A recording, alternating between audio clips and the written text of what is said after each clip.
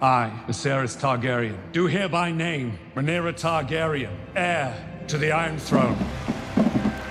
The Targaryens are the sort of fascinating dynasty that we don't really know much about from the original books, because at that point, they've all died out.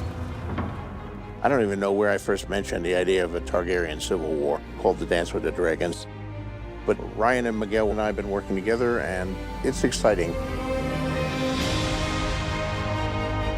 Well, as any great tale out of George's world, it's about a power struggle for the throne. But the unique one about this one is that instead of it being one family fighting another family, like Lannisters fighting the Starks, this story is about the Targaryens fighting themselves. We were 200 years in the past, but we were at the height of the Targaryen Empire, which was a time of decadence, and by definition, the height of an empire usually means the height of its technology, the height of its hubris. We had to show this idea that this was an opulent and decadent group of people, no war for 60 years. I mean, they're a happy bunch. And everybody knew that if you messed with the Targaryens, you would get the dragons, so nobody dared to overthrow them. I, Lord Hobart Hightower, promise to be faithful to King Viserys. It took a lot of doing, but we were able to put together a hell of a cast. We're looking for very specific people, so the very first person we wanted was Paddy Considine. I think Viserys struggles with being the king. Viserys feels a duty to keep peace amongst the kingdoms. Being king is a very difficult seat to be in. Viserys has an awareness of just how dangerous it is to sit on the Iron Throne. Targaryen must understand this to be king. Or queen.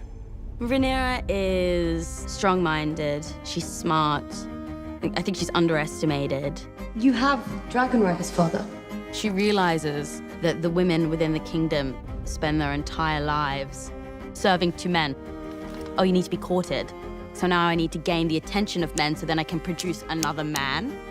She wrestles with it. She doesn't like it. She doesn't agree with it. Brother? Daemon. Daemon has a great affiliation and love and admiration for his brother, the king. But Daemon's all swords and knives, really. I do think on some level he wants to cause chaos. I think he's interested in chaos. I think he survives in chaos quite well. 3, 2, 1, action! He's got a quite clear moral compass, and you're either in it or you're out of it.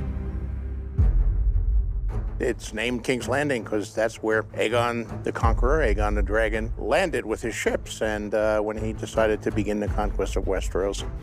And they built the Red Keep, which became the center of King's Landing and the place of the Targaryens and the Iron Throne. In the original books, George always described the throne as being made from thousands of swords.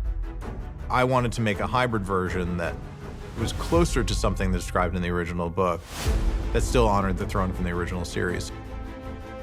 It's a kind of a throne that says a statement. Look at my power.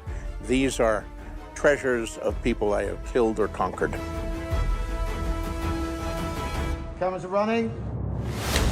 When I walked into the throne room for the first time, there was a sort of moment that I had of like, oh wow, I'm on the Iron Throne.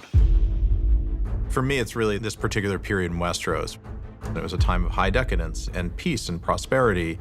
So you get to see what the realm looks like before it descends into the post-decadence of war that you see in the original series.